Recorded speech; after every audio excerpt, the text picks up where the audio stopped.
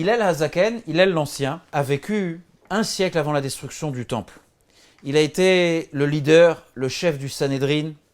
Ses collègues, son collègue le plus connu, que vous connaissez tous, c'est Shammai. Il est toujours en controverse, en machloket avec Shammai.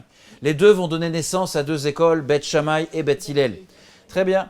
Et qui vont continuer après leur décès à perpétuer la vue, les opinions, l'idéologie, la philosophie, la compréhension dans le Talmud et dans la Mishnah de leur maître. Approximativement, il y a à peu près 300 débats entre Beth Shammai et Beth Hillel, mais il y a juste quelques débats qui se comptent sur les doigts d'une main entre Shammai et Hillel eux-mêmes. Toutes les machloket, les controverses dans le Talmud, c'est entre Beth Shammai et Beth Hillel. Hillel décéda a priori en l'an 8 de l'ère vulgaire, soit il y a à peu près 2017 ans en arrière, à peu près 60 ans avant la destruction du temple. Hillel va donner naissance, Hillel Hazaken, à une dynastie de leaders, 15 générations de leaders, tous ses descendants, les 15 générations suivantes vont rester les leaders du Sanhédrin, la plus grande autorité du peuple juif à l'époque, et à toutes les époques, et ils étaient les garants de la pérennité de la Torah, et précisément de la Torah orale. Son petit-fils, ou son arrière-petit-fils, c'est c'est Rabbi Yehuda Hanassi, qui va venir coucher par écrit les 6 volumes, les 6 tomes de la Mishnah.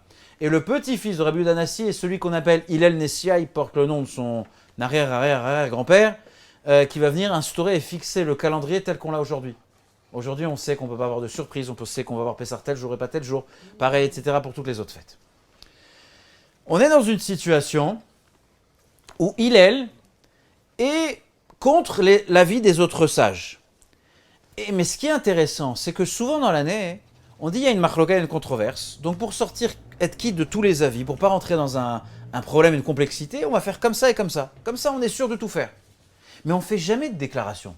Car à ça, Hillel, on ne fait jamais une déclaration. Je fais cela pour être quitte de l'avis de tel ou un tel. La situation de Pessah est une situation qui est unique. Par exemple, la mezouza, est-ce qu'on doit la poser horizontale ou verticale? Alors on la met en biais, pour certains. D'accord? C'est pour sortir d'une machloket, mais on ne fait pas une déclaration, on fait la bracha, on pose la mezouza. Étrangement, ici, le soir du Seder, on fait cette déclaration. Et c'est précisément à ce sujet que le roi Salomon vient et déclare, il y a 3 choses qui me sont inaccessibles. Pessah, Matzah et Maror.